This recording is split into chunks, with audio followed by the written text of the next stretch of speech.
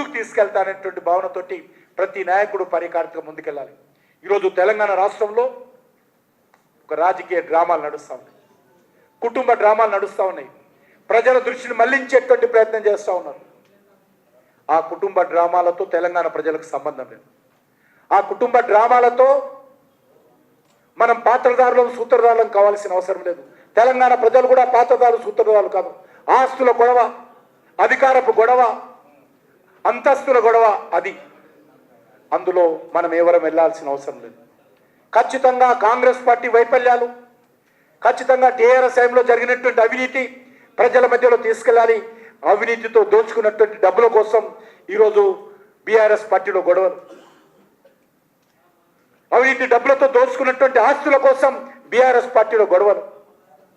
కాబట్టి దాంట్లో మనం పడాల్సినటువంటి అవసరం లేదు.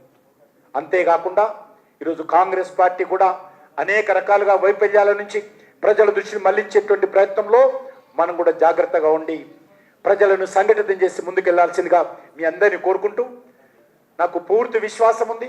మనందరం ఐక్యమత్యంతో పనిచేద్దాం, కలిసికట్టుగా ముందుకెళ్దాం. ఈ రాష్ట్రంలో మరి ఖచ్చితంగా మనం ఇంతవరకు ఎప్పుడు కూడా అధికారంలో రాలేదు.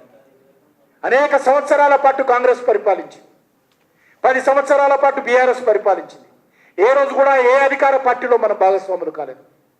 కాబట్టి ఈరోజు మరి ఆ పరిస్థితి మనకు కనిపిస్తూ ఉంది. వచ్చే శాసనసభ ఎన్నికల్లో తెలంగాణ రాష్ట్రంలో భారతీయ జనతా పార్టీ అధికారంలోకి వచ్చే అవకాశం. అన్ని రకాలుగా జాతీయ పార్టీ తరఫున మన రాష్ట్రానికి అన్ని రకాలుగా అండదండలు ఉంటాయి.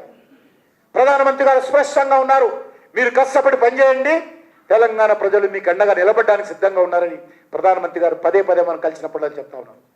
కాబట్టి ఆయన స్ఫూర్తితో, ఆయన ఇచ్చినటువంటి సందేశంతో మనందరం కూడా మన జిల్లాలలో పాత కొత్త కలయికతో కలిసిమెలిసి అందరము ఒకటే